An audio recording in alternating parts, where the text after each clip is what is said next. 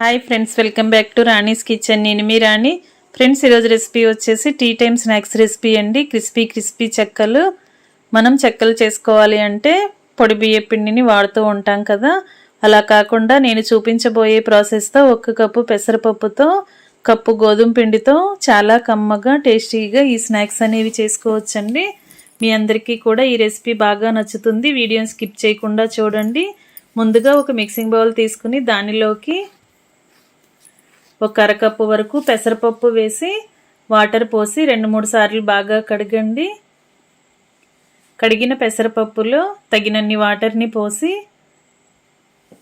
1 గంట వరకు పెట్టుకోండి. నానిన తర్వాత నెక్స్ట్ ప్రాసెస్ అనేది చేద్దాం, చూపిస్తాను. ఈ గిన్నెకు మూత పెట్టి 1 అరగంట పక్కన పెడదాం. టైం ఉంటే గంట వరకు అయినా నానబెట్టుకోవచ్చండి. గంట తర్వాత పప్పుని చూసినట్లయితే పప్పు అంతా కూడా సాఫ్ట్గా నానింది. మరలా వాటర్ అన్నీ కూడా తీసేసి పప్పుని తీసుకోండి. ఇప్పుడు ఒక మిక్సీ జార్ తీసుకుని దానిలోకి కడిగి నానబెట్టి పక్కన పెట్టుకున్న పెసరపప్పుని వాటర్ ఏమీ లేకుండా జార్లో వేసుకోండి. జార్కి మూత పెట్టి గ్రైండ్ చేద్దాం. పెసరపప్పులో ఉన్న వాటర్తోనే పిండి అంతా కూడా బాగా గ్రైండ్ అవుతుందండి. వాటర్ ఎక్కువగా యాడ్ చేయొద్దు. ఈ విధంగా నలిగింది కదా, దీనిని ఒక గిన్నెలోకి వేసుకుందాం. ఇలా మిక్సింగ్ బౌల్లో వేసుకున్నాం కదా, ఇప్పుడు 1 కప్పు వరకు గోధుమ పిండిని, అలాగే 1/2 కప్పు వరకు సూజీ రవ్వని వేసుకోండి. అంటే ఉప్మా చేసుకుంటూ ఉంటాం కదా, బొంబాయి రవ్వ, ఆ రవ్వని వేసుకోండి. అలాగే దీనిలోకి 1 అర టీ స్పూన్ జీలకర్రని, కొంచెంగా వాముని వేసుకోండి. అలాగే చియా సీడ్స్ అండి, ఉంటే వేసుకోవచ్చు, లేదంటే లేదు. కొంచెంగా కసూరి మెతి కూడా వేసుకోండి. స్నాక్స్కి టేస్ట్ అనేది చాలా బాగుంటుంది. అలాగే టేస్ట్కి సరిపడా సాల్ట్ వేసుకుని 1/2 టీ స్పూన్ కన్నా కొంచెం తక్కువగానే ఇంగువ వేసుకోండి. ఇంగువ టేస్ట్ అనేది స్నాక్స్కి చాలా బాగుంటుంది. అలాగే చిటికెడు పసుపు వేసుకుని కొంచెంగా వంట సోడా వేసుకోండి. 1/2 టీ స్పూన్ ఆమ్చూర్ పౌడర్ వేసుకోండి.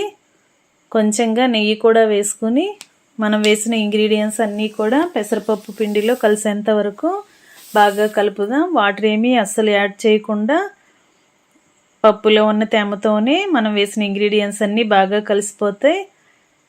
పిండి అనేది జారుగా ఉన్నట్లు అనిపిస్తే మరి కొంచెం గోధుమ పిండిని వేసుకుని కలుపుకోండి.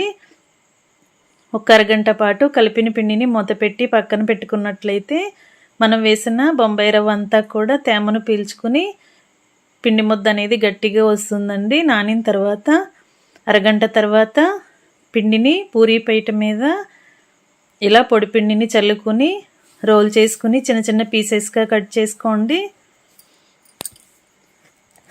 ఈ విధంగా పిండి ముద్దని రోల్ చేసి కట్ చేసుకున్నట్లయితే పిండి అనేది ఈజీగా సపరేట్ చేసుకోవచ్చు. ఇలా చిన్న పిండి ముద్దలుగా కట్ చేసుకున్నాం కదా, అన్నీ కూడా గిన్నెలోకి వేసుకుందాం. ఇదే పూరీపీటకి పొడి పిండిని అప్లై చేసుకుని చపాతీలాగా వత్తండి.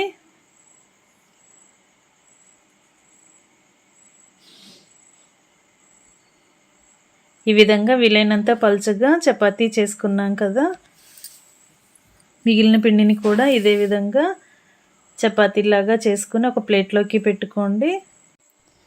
ఇప్పుడు ఏదైనా ఒక బౌల్ కానీ గ్లాస్ కానీ తీసుకుని మనం చేసి పెట్టుకున్న పూరీని చిన్న చెక్కల్లాగా కట్ చేసుకుందాం. ఈ విధంగా బౌల్తో కానీ గ్లాస్తో కానీ కట్ చేసుకున్నట్లయితే స్నాక్స్ అన్నీ కూడా ఒకే సైజులోకి వస్తాయి. ఈ విధంగా మిగిలిన పూరీలన్నీ కూడా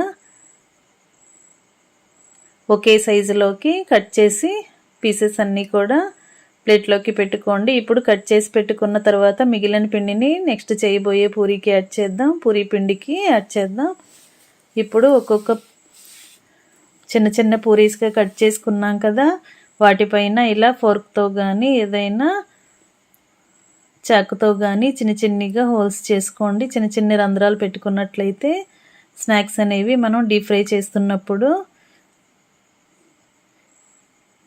మెత్తగా అనిపించకుండా చాలా క్రిస్పీగా టేస్టీగా ఫ్రై అవుతాయండి. మిగిలిన వాటిని కూడా ఇదే విధంగా ఫోర్క్తో చిన్ని బెజ్జాలు పెట్టుకుని అన్నీ కూడా ఒక ప్లేట్లోకి పెట్టుకోండి.